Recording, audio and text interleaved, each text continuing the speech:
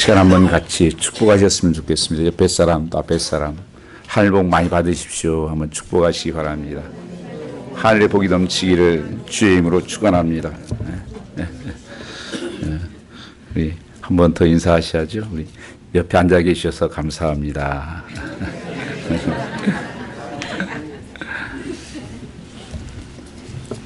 오늘의 말씀은 세월의 절망을 듣고 일어선 치유라고 하는 말씀으로 은혜를 받고자 합니다. 우리 시대에 살고 있는 시대를 가르쳐서 산무시대라고 이렇게 부르기도 합니다. 그것은 무관심의 시대다. 또한 무책임의 시대요. 무감동의 시대라고 하는 것입니다.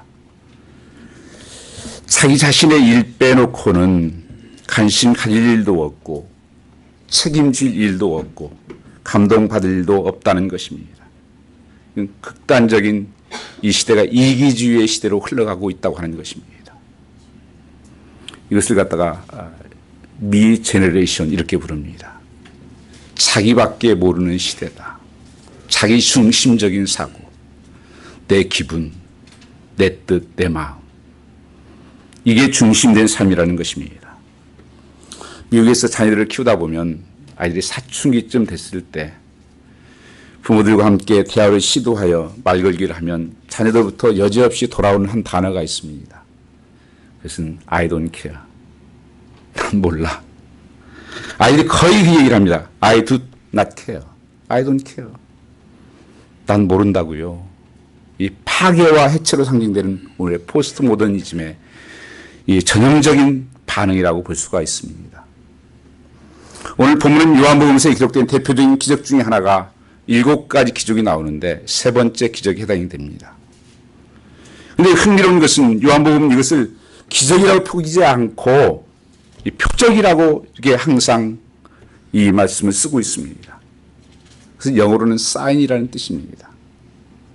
여러분이 운전을 하시다가 이 80번이나 95번을 나가시면 이게 사인판이 붙어 있죠. 예를 들면 95번 같으면은 마이메까지 가는 거죠. 그리고 북쪽으로는 메인주까지 올라가는 약 2,000마일 정도에 되는 고속도로입니다. 그래서 이쪽은 워싱턴 방향이야. 그것은 사인은 거기에 간 것이 아니라 그쪽으로 가야 된다고 하는 방향을 지시하는 것입니다. 이쪽은 보스턴 쪽이야. 또한 우리가 사인을 보면 95, 80 뭐가 다른가? 호수는 이 남북을 연결하는 도로고 이쪽으로 가고 있으면 지금 이 도로는 남쪽이야. 또 80번 같은 거는 짝수는 우리가 동서를 연결하는 도로라는 것을 그 사인을 보고 알 수가 있는 것입니다. 거기에 가 있는 것이 아니라 무엇인가를 가르치고 있다고 하는 것입니다. 그러면서 이 말씀은 단순한 예수님의 치유 사역을 넘어서 참된 예수를 만나야 되는 구원의 주님을 만나라고 하신 그분을 바라보고 하는 사인이라고 하는 것을 우리는 본문에서 알 수가 있다고 하는 것입니다. 그래서 요한복음 2장 11절 말씀에도 예수께서 첫 표적을 갈릴리 가나에서 행하였다 이렇게 말씀하시고 요한복음 2장 23절 말씀에도 6월절에 예수께서 예루살렘에 계시니 많은 사람이 그 행하신 표적을 보았다 말씀하십니다. 요한복음 4장 54절 말씀도 이것은 예수께서 유대 갈릴리로 오신 후에 행하신 두 번째 표적이라 이렇게 말씀하십니다. 이 요한복음에 특별히 나타난 기적은 유일하게 계속적으로 강조되는 것은 이것은 기적이 아니라 기적을 넘어선 표적의 사인이라고 하는 것을 말씀하고 있습니다. 이것은 왜 이렇게 말씀하시는 것인가? 기적을 통해서 우리에게 보여주고자 하신 것이 무엇일까? 요한복음 20장 30절 31절 말씀을 보시면 예수께서 제자들 앞에서 이렇게 말씀하고 있습니다. 오직 이것을 기록함은 너희로 예수께서 하나님의 아들 그리스도이심을 믿게 하려 함이요 또 너희로 믿고 이름을 생명책에 얻게 하려니라고 말씀하고 있습니다. 이 표적이 왜 그러냐? 이것은 하나님의 아들 예수께서 믿게 하는 것이다. 그리고 너희로 그 이름을 힘입어 생명을 얻게 하기 위해서 이 사인을 보여주신 것이라고 말씀하고 있는 것입니다. 오늘 믿지 않는 사람을 영생을 얻게 할 목적으로 예수께서 이 기적을 행하셨다고 하는 것입니다. 그럼 우리는 이 사건을 통해 믿지 않는 사람들이 예수를 통해 예수 믿는 역사가 일어나기를 주임으로 축원하는 것입니다. 오늘 이 본문은 비로소 기적을 기다리는 사람들의 모습이 소개되고 있습니다. 기다리는 사람 가운데에서 나타나신 예수 그리스도의 최악의 난병으로 고생하는 사람들입니다. 오늘 본문에 보면 세 종류의 질병을 가지고 있는 사람이 나타납니다. 오늘 본문에 보면 뭐라고 말씀하고 있습니까? 거기에 보면은 소경, 전룩발이, 몸이 마른 자, 혈기가 마른 자다. 이 혈기 마른 자라는 것은 정신적인 문제가 있어서 팔과 발이 마음대로 움직이지 않는다는 뜻이에요. 이 사람들은 이때 당시에도 고칠 수 없는 병이었습니다. 현대의학으로도 지금 고치기 어려운 병이라고 하는 것입니다. 이들은 거의 삶의 좌절과 포기 속에서 드러누워 있다고 성경은 말씀하고 있는 것입니다. 특별히 주님께서 눈여겨보았던 사람은 38년 된 병자였습니다. 이 고침으로 동일한 기다림을 받고 있는 사람들에게 이 말씀하고 있는 것입니다.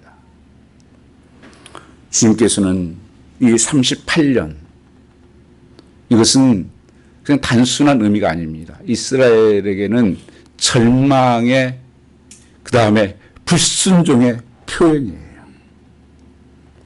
신명기 2장 14절 말씀해 보시면 여러분 이스라엘이 포로로 잡혀가서 광야의 3년을 몇 년이라고 보십니까? 40년이라고 되게 이렇게 우리가 이 얘기를 해요, 대충. 그러나 거기 보면 정확하게 38년이라는 숫자가 나옵니다. 이 38년이라는 이스라엘 백성들 한마디로 함축하면 불순종이에요. 원망이고 낙심입니다. 그래서 이 말씀은 그저 단순히 38년이라고 하는 의미가 아니라 인생들의 절망과 원망과 이런 하나님 없이 살아가는 사람들의 모습을 그려내고 있다고 하는 것입니다. 첫째, 그들은 이 얼마나 오래 당신 질병을 앓고 있었던 것에 주님은 상관이 없습니다. 세상 사람 못 고친대요. 상관없습니다. 오래 당신 문제가 얼마나 문제 가운데 있었든지 상관없습니다. 얼마나 내가 방황했는가 상관없습니다. 얼마나 예수 모르고 살았는가 그 상관이 없습니다. 주님은 그것을 넘어서는 하나님의 능력이 있다고 말씀하는 것입니다. 그것을 치료하는 기적이 있다고 말씀하고 있는 것입니다. 그래서 여러분 삶 속에서 내가 어떤 형편이 있고 어떤 상황이 된 것은 하나님께서는 아무 문제가 되지 않습니다. 주님께서는 이렇게 말씀하십니다. 그들 모두는 자력으로 치유될 수 없는 사람이라는 것입니다. 이 특징이 뭐냐? 그들의 힘으로는 어떤 방법으로도 구원할 수 없고 치료받을 수 없는 삶의 절망적인 모습을 볼 수가 있다고 하는 것입니다. 이 소경이에요. 전룩발이에요. 혈기 마른 자예요. 그가 이런 고백을 하지 않습니까? 아무래도 들어갈 수가 없습니다. 다른 사람이 빨리 들어가고 맙니다. 우리는 안 됩니다. 그래서 가만히 깔고 인생을 누워있는 사람들입니다. 이것이 영적으로 이 시대에 살아가는 사람들의 모습이라고 하는 것을 성경은 말씀하고 있습니다. 이들은 모두 당시에 의학 수준으로 안 되지만 그 동함을 기다리지만 할 수 없는 이 절망할 수밖에 없고 소망이 없는 자에게 주님께서는 이렇게 물으십니다. 우리 여러분 여기가 어디입니까? 성경 말씀 2절의 말씀에 보시면 이건 예루살렘에 있는 그 양문 곁에 히브리 말로 베데스라는 곳이 있는데 거기 행각 5이 있고 말씀하고 있습니다. 예루살렘 성문 옆인데 이 문이 양문이라는 거예요. 양문은 제사장들이 양을 잡을 때 피를 흘려서 글로 들어가고 나가게 했던 그 양의 문, 예수 그리스도를 상징하는 문입니다. 그 옆에 연못이 있었는데 이것이 베데스다다. 이 베데스다라고 하는 뜻은 무엇인가? 두 단어의 합성어입니다. 이 베이트라고 하는 단어, 베트 하면 여기 집이라는 뜻이에요. 이 베이트라는 집이라는 뜻이에요. 근데 헤세드가 합쳐졌어요. 그래서 이 베데스다인데 이 헤세드라는 단어가 매우 중요한 단어입니다. 여러분 예수 믿으면 절대 이 단어를 잊으시면 안 돼요. 이건 하나님의 속성에 대해서 가장 함축적으로 말씀하고 있는 게 헤세드라는 단어예요. 이 헤세드라는 속성은요, 하나님은 사랑이시다. 하나님은 전능하시다. 하나님은 은혜로우신 분입니다. 하는 치유자라고 하는 모든 것을 포함된 단어가 이 헤세드라는 단어예요. 이게 베데스다. 이것은 한마디로 자비의 물이라고 하는 것을 말씀하고 있는 것입니다. 그래서 하나님은 자비의 하나님입니다. 그래서 이 사실은 그냥 하나의 병을 고치는 모습이 아니라 그 영혼이 고쳐지는 삶을 말씀하고 있는 것입니다. 여러분 삶 속에서 우리 몸은요, 영과 혼과 육으로 되어 있다고 3분설, 2분설 여러분 배우셨을 거예요. 성경 말씀을 보면 영혼이 잘 되고 범사가 잘 되고 강건케 한다는 축복이 있습니다. 왜 그런 원리가 적용되는가? 항상 지배의 원리이기 때문에 그렇습니다. 영혼이 내가 하는 관계가 회복되고 내가 구원받은 백성으로 살면 혼적인 모든 내적인 것이 잘 된다는 거예요. 그리고 지배의 원리이기 때문에 몸이 치유가 되고 역사가 일어난다는 것입니다. 그래서 우리의 혼과 육이 온전케 되는 거예요. 치유 개념은 그런 개념이에요. 그래서 여러분이 예배드리고 하는 것이요, 여러분 단순한 것이 아니에요. 이 하나님의 찬양이 내 안에 심령에 흐르기 시작하면요, 내 영혼이 살아납니다. 기도하고 하는 말씀 듣기 시작하면요, 내 영혼이 깨어나기 시작해요. 내 삶이 움직이기 시작하는 거예요. 하나님 말씀이 능력이 있고 권세 있기 때문에 그런 거예요. 내 몸이 반응을 합니다. 그 말씀에. 육체는 따라오게 돼 있어요. 그건요. 그래서 여러분 하나님 말씀이 능력이 되는 것이고 예수 그리스도를 믿고 내가 구원받는 백성은 그래서 모든 삶의 질서가 잡혀요. 왜냐하면 그분이 나의 왕이 되고 내 삶의 주인 되기 때문에 그렇습니다. 그러면 내 혼적인 것도 육적인 것들도 다 회복이 일어나게 되어 있는 것이 치유의 약속인 것입니다. 우리가 사는 성도의 이 상태가 예수를 만나지 못한 인간의 모습들을 보시기 바랍니다. 예수를 만나야지 묻지 못한 이웃들의 상태가 어떤 상태인가. 실제적으로는 눈을 뜬 것 같지만 눈먼 자라는 거예요. 걸어다니는 것 같지만 안전뱅이라는 것이 영적으로 보면. 자기 옳은 것을 하는 것 같지만 성이 떨려서 아무데나 할 수 없는 그런 문제라고 하는 것이에요. 이 혈기 마른 자.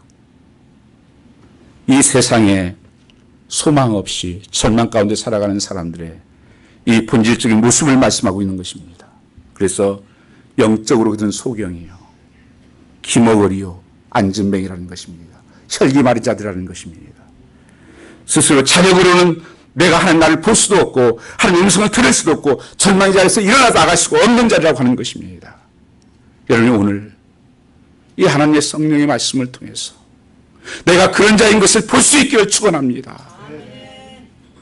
눈이 떴다고 해서 보는 것이 아니에요. 내가 지금 어디로 가고 있나? 나는 어디로 달려가고 있는가? 무엇을 보고 사는가? 이 안진뱅이 삶, 딸마다 구걸할 수밖에 없는 삶, 사람들이 나를 도와주지 않나? 나를 왜 안 도와주나? 혈기 마른 자 내 뜻대로 되지 않는 일들. 우리는 무능한 존재입니다. 철저하게 구원에 관해서 무능한 존재예요. 그래서 칼빈주의 중에서 전적 타락, 전적 부패라는 단어가 있습니다. 우리에게는 그 선한 것이 없다. 우리는 그럴 능력이 없다. 그래서 전적으로 부패하고 전적으로 구원 불가능한 존재라고 말씀하고 있는 것입니다. 로마서 5장 6절 말씀을 보면 우리가 아직 연약할 때 기약대로 그리스도께서 경건치 않은 자를 위하여 죽으셨도다. 이 연약할 때라는 것이 본래 무력한 때라는 뜻이에요.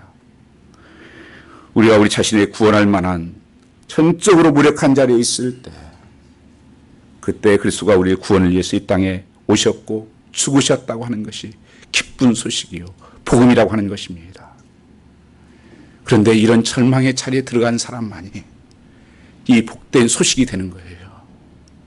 아직도 내 자신이 죽어지지 않고 내가 누군지를 모르는 사람은 이 소식이 기쁜 소식이 안 되는 것입니다. 여러분 정말 내 자신을 철저하게 보기 시작하면요, 여러분 그냥 살아갈 수가 없습니다. 마태복음 6장 말씀 보시면 5장 이하에 심령이 가난한 자는 복이 있나니 천국이 저희 것이요, 애통하는 자는 복이 있나니 저희가 하나님을 볼 것이요. 그건 하나님 앞에서 내 자신을 본 거예요. 내가 한없이 작아지는 내 벌레만 또 못한 인간이구나. 참으로 내 자신을 보면 울 수밖에 없는 존재예요. 그래서 고통하는 거예요. 내가 누구냐? 제약덩어리구나. 이걸 보지를 못합니다. 왜요? 눈이 멀었기 때문에. 안진뱅이였어. 혈기 말랐어. 우리는 누구의 도움 없이는 살아갈 수 없는 존재들입니다. 그런 모든 은혜로만 치유될 수 있는 사람들이라고 하는 것을 말씀하고 있습니다. 그렇게 우리는 참 연약한 존재예요. 좀 속된 표현 같지만 여러분, 힘세고 대단한 것 같지만 설사 한번 하면 여러분 힘이 쭉 빠져서 아무것도 아닌 존재예요.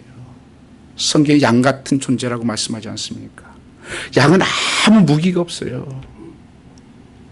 광야에 그냥 놓아지면 죽을 수밖에 없는 그런 존재입니다. 양이 목자가 꼭 필요하듯이 우리는 예수께서 목자 없는 양 같은 존재로 보았습니다. 이 목자를 만날 때만이 우리의 인생은 열린다고 하는 것입니다. 그것을 은혜로만 치유가 된다. 은혜로만 일어난다고 하는 것입니다. 이 베데스다는 뜻이 자비의 은혜의 못이라고 하는 것을 표현하고 있습니다. 그들이 기다리고 있었던 것은 다른 것이 아니었어요. 하나님의 헤세드의 은혜, 헤세드의 사랑, 헤세드의 능력, 헤세드의 치유가 필요했다고 하는 것입니다. 실제로 보면 주인공 38년 된 병자, 이 병을 보면서 그가 절망하는 모습을 보고 있지 않습니까? 나는 어떻게 할 수가 없습니다. 노력해봤지만 안 됩니다. 다른 사람이 먼저 다 들어가보고 맙니다. 그래서 절망과 원망 속에 있는 이 모습. 여러분, 이들은 육체의 질병을 앓고 있는 사람에게 하지 마시기 바랍니다.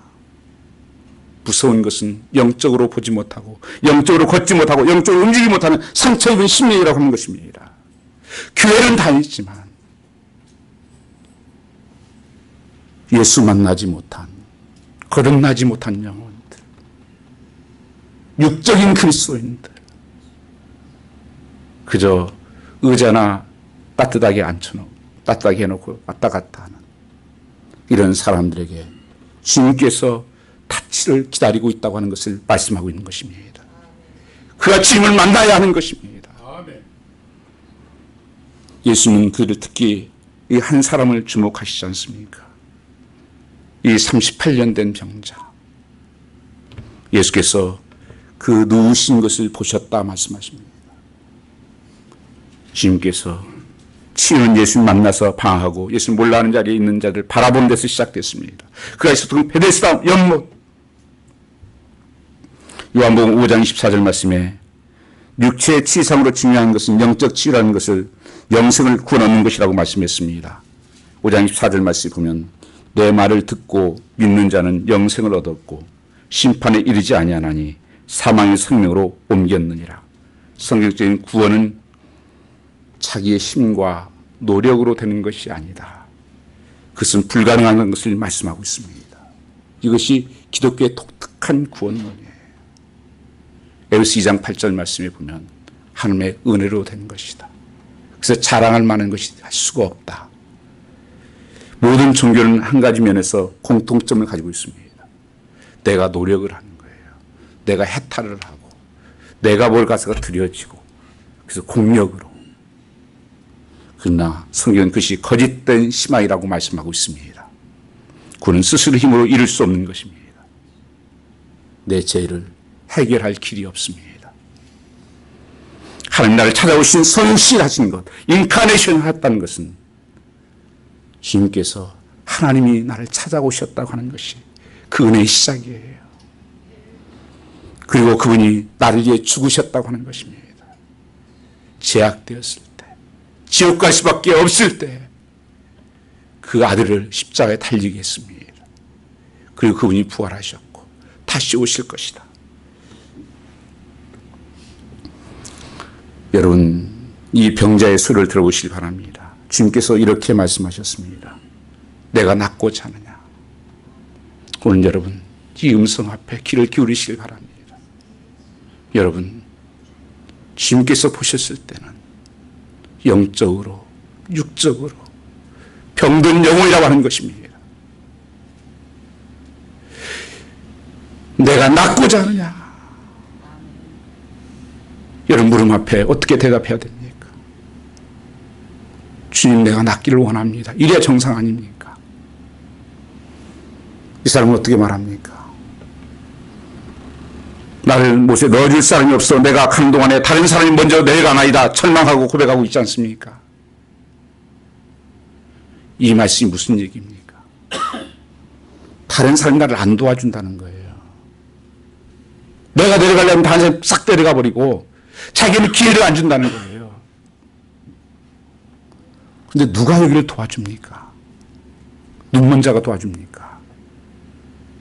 안진뱅이가 도와줍니까? 혈기 마른 자가 도와줍니까? 이게 인생의 모습이에요. 누가 도와줘요? 많은 사람들이 이스라엘 백성들이 40년 동안 방황하면서 한 것이 한마디가 이 절망이에요. 그게 불평이고 원망이었습니다. 왜 안 도와주냐? 어떤 사람들은 부모 원망을 하죠. 어떤 사람은 남편, 아내를 원망하고 자녀를 원망하고 왜 도와주지 않느냐고. 결혼할 때 도와준다고 했지 않았냐고. 행복하게 해준다고 했지 않았냐고. 속지 마십시오. 사람 누구도 도울 수 없어요. 진정한 도움을 줄 수가 없습니다. 죄를 해결해 줍니까? 죽음을 해결해 줍니까? 구원해 주십니까? 사람은 다 도움을 받기만 원하는 자예요. 우리가 살면서 인사는 하고 지내지만 진정한 평안은 있습니까? 왜 그럴까요? 이 절망의 고백 속에서 들어보시기 바랍니다. 밑바탕에서 은혜를 간구하는 그 애절한 시험수를 들어야 됩니다. 세상의 철학인 성장과 발전과 진보를 추구하지만 우리들의 실상은 그렇지 못하다는 것입니다. 성장과 발전이 인생의 문제를 해결하는 근본적인 해답을 줄 수가 없다고 하는 것입니다. 많은 선전들을 보십시오. 이거 새로 나왔는데 이거 가지면 행복해질 것 같고, 이거 좀 편리해져서 행복해질 것 같고, 만족할 것 같고. 한 번이나 그런 적이 있습니까? 세상이 얼마나 편리했고 살기 좋은 시대가 되었습니까? 인생은 갈수록 병들어가고. 전에 지난 교회에 있을 때 거기 어른들이 좀 많았었는데 신방 가면 항상 약봉다리 한 10봉씩 10가지 정도는 돼요. 거의 그래요. 거의. 그걸 지탱하고. 참여 안 하세요 목사님. 신경성이래요. 왜 그렇습니까 여러분? 세상이 아무리 좋아지고 달라진다 해도 다의 죄 문제를 해결할 수가 없습니다. 인생의 본질적인 문제를 해결할 수가 없다는 것입니다. 운명이 아무리 발전한다 해도 죄 문제를 해결할 수 없다. 우리 세상은 더 교묘한 죄를 지을 뿐입니다. 죄책감만 가지고 삽니다. 도저히 해결할 가능성이 없는 도덕적인 근본적인 과제입니다. 세상이 아무리 발달해도 죽음의 문제를 해결합니까? 생명공이 발달해도 생명을 잠시 연장할 수 있겠으나 죽음을 막을 수가 있습니까? 그리고 심판 문제, 죽어서 천국 가는, 지옥 가는 문제를 누가 해결합니까? 이 본질적인 문제가 해결되지 않는데 어떻게 행복합니까? 세상에 썩어질 것들 붙들고 이거 가지면 행복할 것 같고 이거 먹으면 좋을 것 같고 사단이 속는 거예요. 사단이 항상 달콤하게 속이는 것입니다. 그다 끌고 다니다가 지옥 가는 거예요. 그러면 우리 인간들을 향하신 하나님의 가지신 산 예수 그리스도의 복음을 듣고 예수를 믿는 것입니다. 그래서 주님 오신 것입니다. 예수 이 땅 십자가에 돌아가시고 부활 승천하신 인간을 구원하신 사실을 전하는 것. 누가복음 19장 10절 말씀에 인자의 무슨 잃어버린 자를 찾아 구원하려 함이라고 말씀하고 있습니다. 그리스도를 만나면 고린도서 5장 17절 말씀에 보면 그런즉 그리스도 안에서는 새로운 피조물이 될 것이다. 이전 것은 지나갔으니 보라 새 것이 되었도다. 내 삶에 참된 내리카란 체인지가 일어납니다. 그 변화가 일어납니다. 눈이 달라져요. 보는 눈이. 시각이 달라져요. 나의 삶의 가치관이 달라져요. 사는 이유가 달라집니다. 오늘 구원이 필요하지 않나요? 오늘 내가 낳고자 하신 주님의 음성 앞에 여러분 어떻게 대답하시겠습니까? 주님만이 방하는 인생을 구원할 수가 있습니다. 여러분 모든 예수 만나야 하는 사람들입니다. 치유의 소망 없이 절망 가운데 사는 인생들은 구원의 예수를 만날 때 그 이유가 무엇인가? 예수가 누구십니까? 오늘 본문 예수는 어떻게 소개하고 있습니까? 38년 된 병자를 살아온 절망의 이웃에게 찾아온 예수. 6절에 이렇게 소개하고 있습니다. 예수께서 그 누운 것을 보시고 병이 벌써 오랜 줄을 아시고 이르시되 내가 낫고자 하느냐. 인상적인 두 단어가 있습니다. 보시고 아시고. 주님께서 우리의 모습을 다 보시고 계세요. 하나님 마음 중심을 보시고 계세요. 그리고 아신다고 말씀하십니다. 38년이나 이렇게 살았냐? 얼마나 힘들었냐? 예수 없이 사는 게 얼마나 힘드냐? 내 힘으로 살아보려고 하는 게 얼마나 힘들었냐? 내 모든 것을 다 아시는 분이에요. 나의 연약함도 아시고 나의 눈물을 아시고 고통을 아시는 분이십니다. 그러면서 내가 낫고자 하느냐? 여기 병자에 찾은 예수님이 병자를 보시자마자 병이 얼마든지를 붙들고 전망하는 것을 다 알고 있었습니다. 그분은 그래서 전능하신 분이다. 올마이티 하신 분이다. 전지하신 옴니프레센스 하신 분이다. 파워풀하신 신성을 가신 그리스도이라고 말씀하고 있습니다. 그분은 우리의 왕이세요. 구원의 능력은 예수님의 생명의 말씀을 듣는 데서부터 출발합니다. 이제 걷지도 움직이지도 못하는 이 사람이 어떻게 일어납니까? 8절 9절 말씀해 보시면 예수께서 이르시되 일어나 내 자를 들고 걸어가라 하시니 그 사람이 곧 나아서 자를 들고 걸어가니라고 대답은 단순합니다. 주의 말씀이 그를 살렸습니다. 오늘 또 여러분이 하는 말씀을 듣고 순종하는 그 자리에 역사가 일어나는 것입니다. 하는 말씀은 살아있고 운동력이 있어서 신령과 호수를 쪼개는 것입니다. 믿음이 어디서 나옵니까? 믿음은 들으면서 나며 들으면 그리스도의 말씀입니다. 이 하나님 내 마의 말씀, 이 말씀이 여러분의 내 심령 속에 떨어지면요 내 모든 것이 깨지는 거예요. 무너지고 부서지는 것입니다. 그리고 내 자리를 들고 걸어가라. 거기에 치유의 능력으로 임했습니다. 그를 일으켜 세워 인생길로 걷게 하실 수 있는 전능하신 하나님, 창조의 하나님, 그분은 그리스도였습니다. 주의 말씀이 그를 훔치고 일어서게 한 것입니다. 요한복음 6장 63절 말씀에 보시면 살리는 것은 영이니 육은 무익하니라. 내가 너에게 이른 바는 영이요 생명이라 하는 말씀은 성령의 감동으로 회복된 엄청난 영의 말씀이라고 하는 것입니다. 순간 선포될 때 죽은 자가 살리고 병든 자를 고치고 성령의 역사가 나타나는 것입니다. 이것이 생명의 말씀이다. 죽었던 자가 살아나고 38년 된 병자가 일어나는 것입니다. 여러분 이 38년 된 병자에게 도덕을 설파한다고 해서 그가 일어나겠습니까? 무슨 철학적인 고상한 말을 한다고 해서 일어나겠습니까? 여러분 무슨 인생 철학을 강론한다고 해서 일어납니까? 예수의 말씀밖에 없습니다.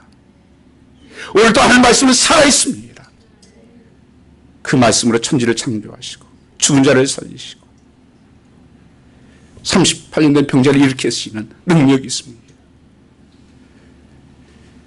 베드로와 요한이 성전에 올라가다가 안진뱅이를 만났을 때 금과 은은 내게 없지만 나사렛 예수 이름으로 일어나 걸어갈 때 그 걷기도 하며 뛰기도 하며 함성에 찬양하는 역사가 일어나지 않습니까? 오늘 그 역사가 내게 일어나기를 축원합니다. 언제까지 안진뱅이로?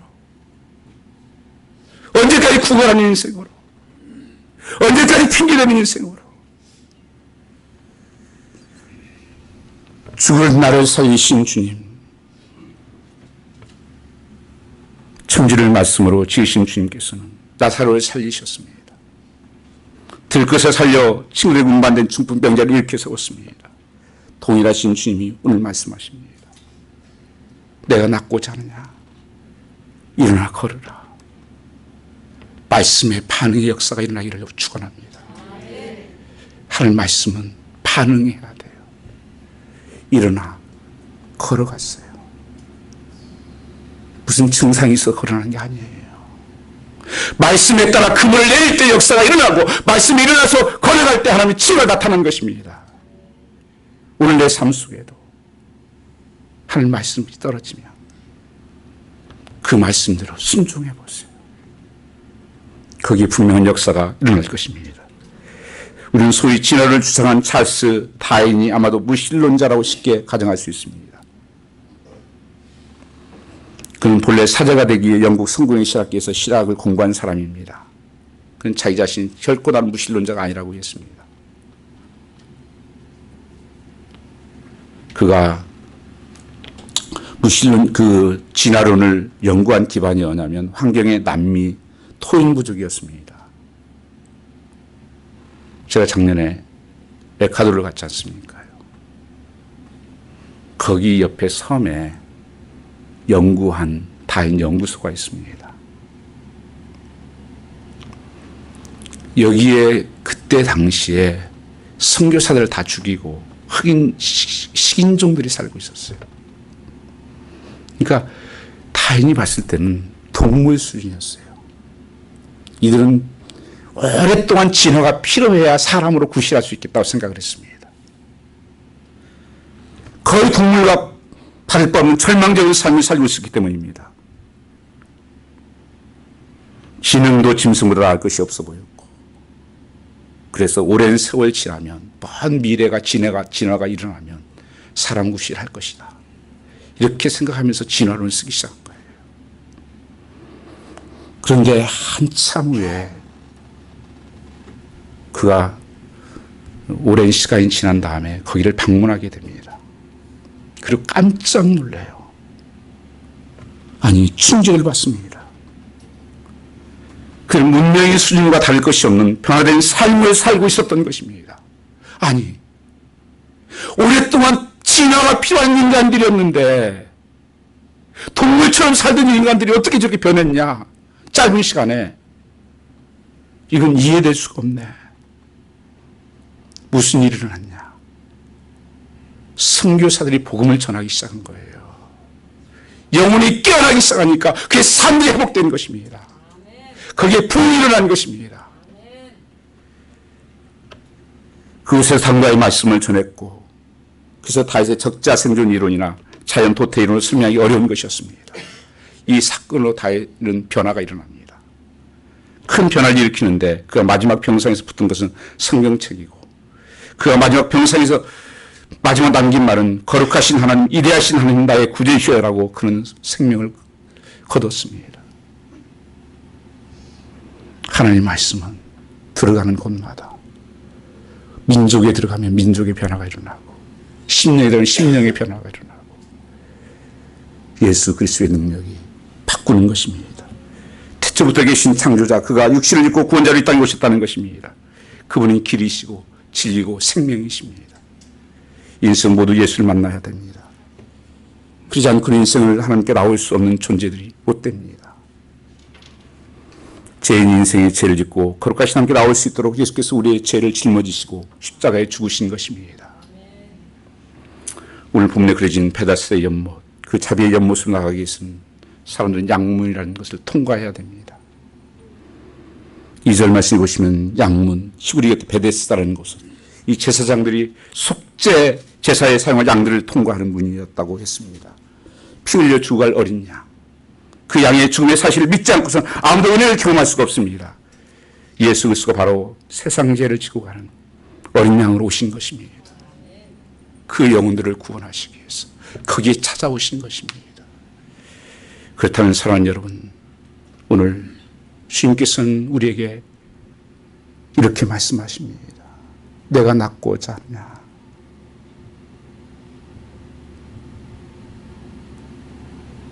오늘 내가 낫고자 하느냐? 절망하고 있는 베데스다 연못에서 나는 구원이요, 나는 소망이다.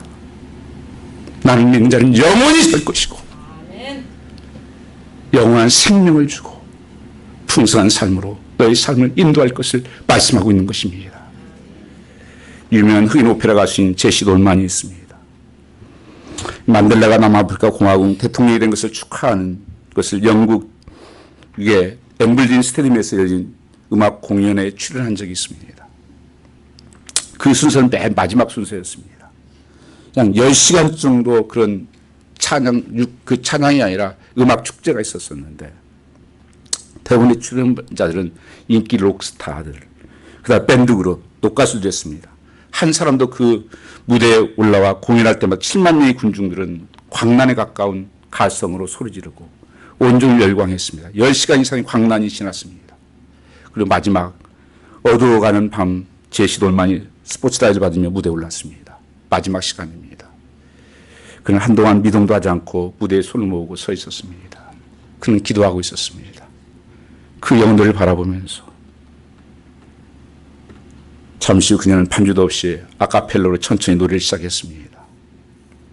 그녀의 노래는 뜻밖의 찬송가였습니다. 제 노래가 된 인류의 구원하신 그리스도의 은혜를 찬미하는 전직 노래상이었다 회개하고 구원받아 노예 해방을 일하며 복음을 전도했던 존 뉴턴의 작시자의 찬송이었습니다. 그는 영국분입니다. 나 같은 죄인 살리신 주 은혜 놀라와 잃었던 생명 찾았고 광명을 얻었네. 큰 죄악에서 건지신 주 은혜 고마워. 나 처음 믿은 그 시간 귀하고 귀하다. 장례는 숨소리가 들리지 않도록 조용해졌습니다. 3절 시작되자 여기저기서 사람들은 잊혔던 찬송을 따라 조용히 부르기 시작했습니다. 이제껏 내가 산 것도 주님의 은혜라. 또 나를 장차 분명히 인도해 주시리. 거기서 우리 영원히 주님의 은혜로 해처럼 밝게 살면서 주차나가리. 노래 끝날 때 사람들은 다 울고 있었습니다. 사람들 한동안 스테디움을 떠나지 못했고 사람들 깊은 정막 속에서 침묵에 서 있었습니다. 한 기자는 이렇게 그때 상황을 묘사했습니다. 이것은 성령이 크게 임한 날이었다. 그날 제시 돌만의 노래는 다음 주일 적지 않은 많은 사람들이 불걸음을 교회로 오게 했다는 것입니다. 더 정확히 말하면 그 돌만 노래 속에 증거된 예수 그리스도의 은혜가 그 병들고 방황하고 상처난 그들에게 치유가 임했다고 하는 것입니다. 그 치유가 나타났다고 하는 것입니다. 여러분, 이 세상에 취해서 광란의 소리를 지르고 노래방 가서 질러보세요. 해결됩니까? 그리스도 은혜가 병들고 상처난 사람들을 치유한 것입니다. 사랑하는 여러분, 치유가 여러분 삶 속에 넘치기를 축원합니다. 오늘 또 이 헷세디의 하나님의 그 사랑이, 그 은혜가, 그 치유가, 그 능력이 임하기를 축원합니다. 여러분, 하나님 앞에 나는 병든 자요, 나는 절망하는 자요, 소망이 없는 자요. 여러분, 누구도 도울 수가 없어요. 오늘 하나님만이 나의 도움이시오, 나의 힘이시오, 나의 능력이시오, 나의 구원이시오. 이 예수를 만나는 여러분 되시길 주님을 축원합니다. 제가 한번 찬양 같이 드리겠습니다.